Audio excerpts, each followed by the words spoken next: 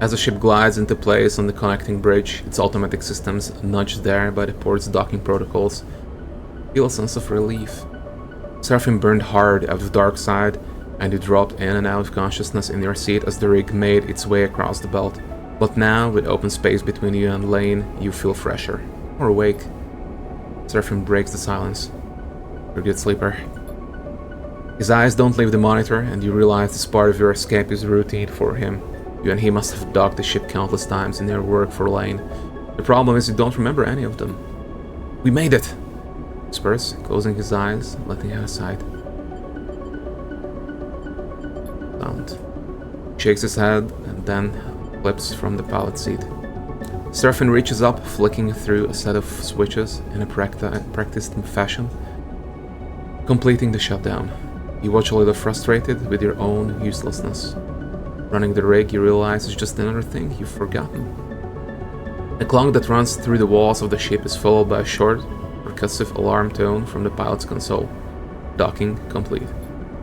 Seraphim kicks off from his seat, twisting as he glides past you towards the back of the cockpit. His hands find the rails on either side of the door, and he pauses, facing into the corridor behind. He turns back to you, backlit in cold cyan. We need a plan. He glances around. The plane's not going to let us slip away quietly. Sighs. We need to talk. Seraphim furrows his brow. Not now, sleeper. We need to forget. Flinches, the words coming out wrong. We need to focus on something other than... He pauses again, unsure. Us. Sighs. We need to survive this thing first. Then maybe we talk. Fine by me? Seraphim nods, but the tension remains. We have bought ourselves some time. He glances through the cockpit window at the blinking lights on the station. You may not remember Hexport, but I do. And there are plenty of opportunities here for us. If we can keep our heads down... Turns back to the corridor. That's what we'll do. Pushes off and glides towards the main lock, and you follow, pulling yourself along hand over hand in 0G. You already emptied the tank on this thing. Slaps a hand against the ship's inside. So we need to refuel. That won't be cheap, but if you and I know one thing, Sleeper, it's how to work. I'm gonna get myself reacquainted, see if I can turn up any old connections. People that might throw us an easy contract. You glances back over his shoulder. You keep out of trouble. Low profile, got it. Seraphim stops at the airlock. Stopping the reboot halfway through. Pulls a worn crew jacket from a locker, starts pulling it on. You don't know what that did to you. He jams an arm into his sleeve. I don't want you passing out and... He stops.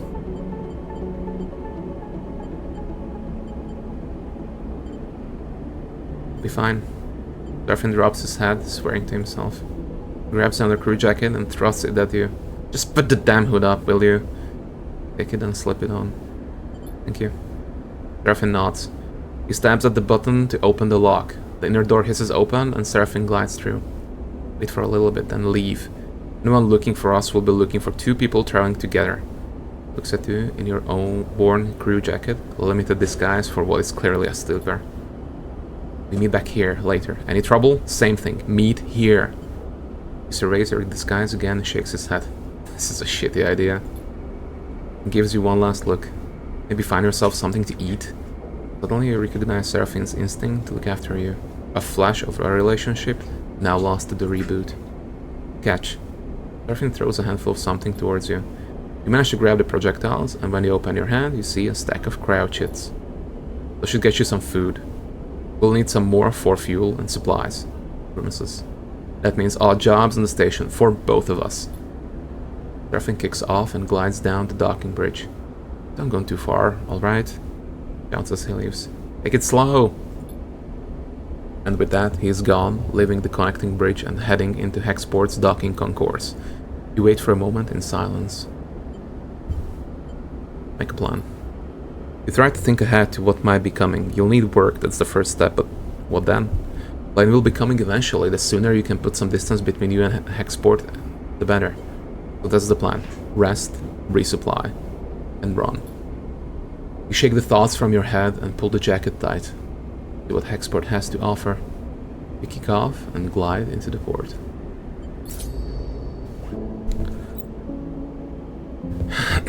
Use the mouse wheel to scroll your view. Select locations with left click, right click to leave your location.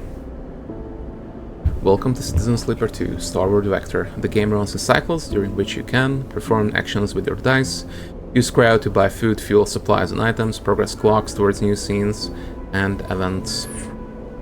You can review tutorials at any time in the guide section of the pause menu. Let's see, for dogs. Citizen Sleeper 2, you perform actions by assigning action dice to them. The higher the dice you assign, the more likely you will succeed at the action. But the dice will be modified. Your dice will be modified by your skill. Your skill modifier for the action is displayed on the right and will reduce or increase the value of the dice assigned to the action. Like skill checks, dice actions have 3 outcomes: positive, negative, and neutral. Each action is also rated safe, risky, and dangerous.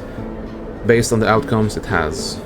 The more dangerous an action is, the more significant both its rewards and consequences are. For more information on the dice section, check the guide section and pause menu. Okay. Cruise on ground, move cargo. So let's see, so this would give me, I need a 4 to save, that is...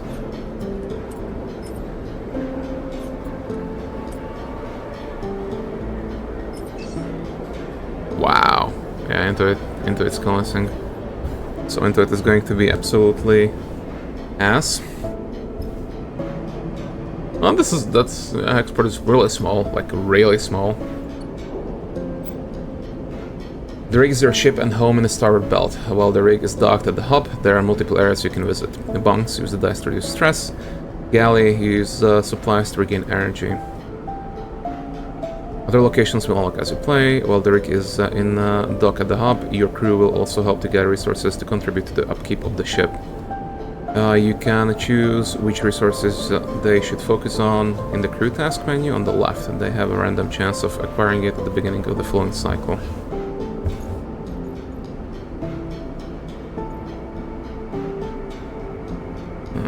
The cycle clock will progress towards an event. Each cycle, its completion will trigger an event.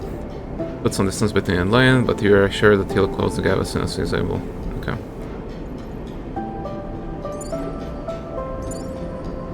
Okay, right now we have no fuel, some supplies.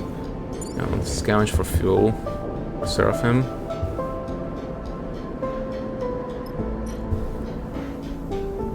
Make meal out of supplies. Okay. And that would give me what? Probably health or energy. Rest and recover. Let's start to rest and recover. This will help you reduce stress when you are not in contract. I don't see pre-cycle minus energy. Or per cycle minus energy. Okay. These are the skills that I have. Okay, that's straightforward so far. Export exchange. So basically all of the various skills have the chance to find something that they're good at.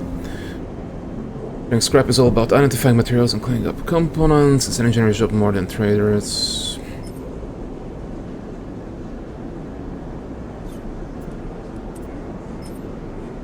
Yeah. So only...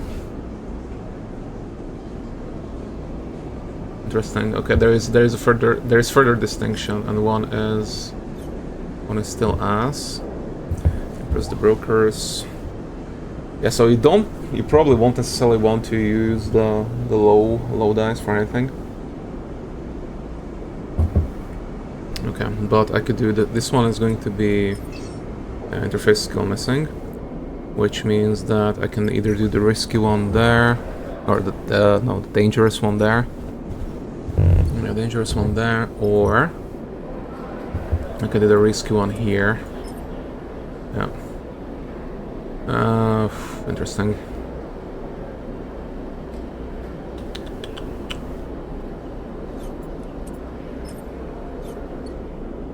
Let's go here, because we only have 4 pips, so I'll go with the dangerous one.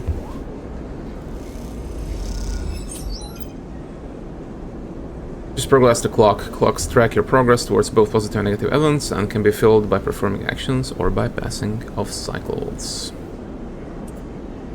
Come on, positive outcome. Nice! Positive outcome.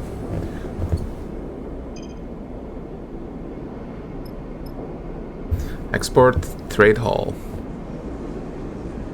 Okay, I can buy fuel for 5. Fill fuel for 25. Oh, okay. It's good that they actually added, this was one of the critiques in the first Citizen Sleeper, that there was a bit of a disconnect between actions, or how the HUD was designed, how the user experience was designed. So if you had to do something 6 times, like you had to do it one at a time, which took longer, obviously. Okay.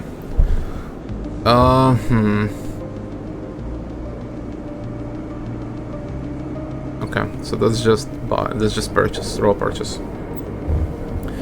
Where you can eat in exchange for Creo. Eating gives you energy and stops you starving. Different foods give different amounts of energy. Everything seems like a lot. Everything seems like a lot. Let's skip that for right now. I still have 3 and a 4. It's risky though.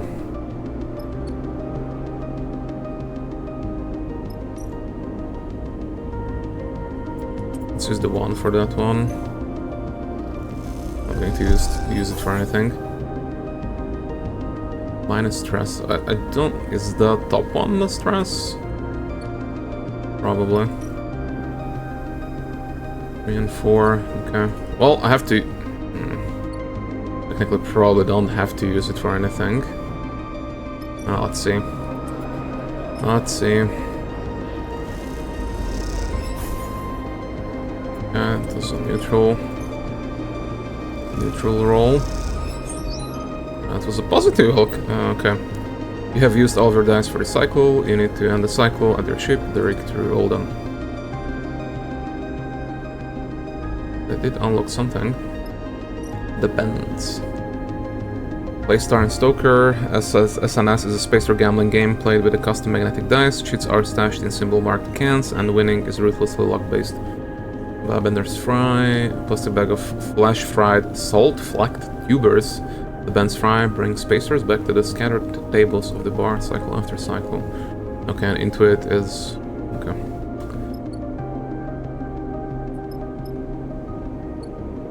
Oh, map. Ooh. Saying this... okay, this game is going to be something else. Okay, cool. Don't panic, it's fine. Uncycle.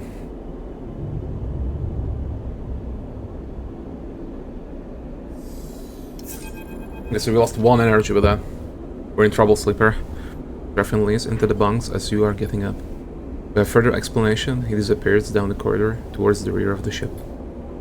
You drift out into the passage, pulling on your clothes and glide down the length of the rig, the cool air making you shiver. Griffin is a silhouette, silently leading the way. He stops at the far end, diverting through a side door, shooting you a glance as he does. You find Seraphim inside, holding one of a tangle of arm-thick tubes that are waving in the 0G engine room. You know what these are? No, tell me. These are the engine's feed lines. Waves one in the air. And before you ask, no, they aren't supposed to be waggling loose. What happened? These must have broken loose when we pushed the ship hard on our way out of Darkside. Looks at the mess. We are lucky the reserve tank is empty, otherwise... shakes his head. It would have been bad. But he pushes the pipe to the side. No feed from the reserve tank means that the rig's range is limited to the local region only. Comes the large lumpen housing of the engine. This thing can't take us anywhere far. So we fix it? Griffin sighs. That's the short of it. Griffin wags the engine housing again harder this time. Not been our run of luck. He turns and starts gathering the tangled feed lines, his frustration evident in the violence of his movements. We'll need a new set of these, that's for sure. Starts forcing them into the crate. So how about you try to track them down? I'll take a look at things here and see if I can figure out another fix for the reserve tank. Glances up from his work. From what I've heard on Hexport, Factory Row is the place to find ship fitters. They can do some recon while I sort this place out. It's on the other end of the station. Okay, well, we'll have a look. Seraphin keeps working. Wait. Seraphin pauses, seemingly unsure. There's something else. Drops the feed lines and they float, waving in the air like tubular seaweed. I've heard word that Lane's on the hunt. Frowns. Message went out everywhere in the local radius of Darkside. He's looking for us. And we can't leave. Exactly. Seraphin sighs. Which is why we need those feed lines. I'm going to try to work something out. Maybe I can improvise a solution. I don't know. Looks down. I'm no ship fitter. But while I do, you go hunting. See what you can turn up, okay? Also weak style. Get going. Leave the engine room. The clanking sound of Seraphin's cleanup efforts echoing through the ship. Fuel feed lines. That's the next step. Take a deep breath. Head out. You have discovered the drive. Drives help you track and choose your objectives in Citizen Sleeper 2. The arrow button in the top left opens the drive menu, where you can choose which drive to track. Once the drive is tracked, a yellow marker will be placed above any location that relates to the drive. Drives come in two types, major and minor. On completion, a major drive rewards 2 upgrade points, and the minor rewards 1. Okay, that's another change from the first game. Keep an eye on the drive menu as we progress to see what new opportunities and objectives are available, and track those you want to pursue.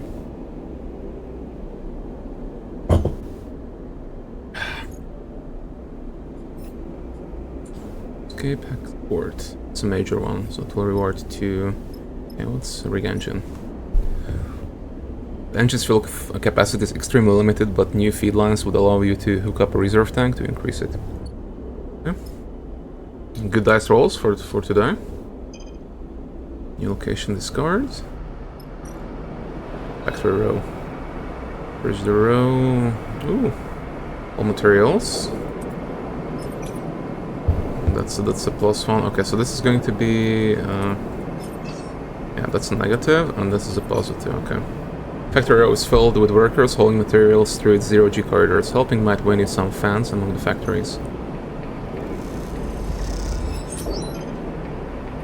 Okay. Got some Creo out of that, and let's use a 4 there.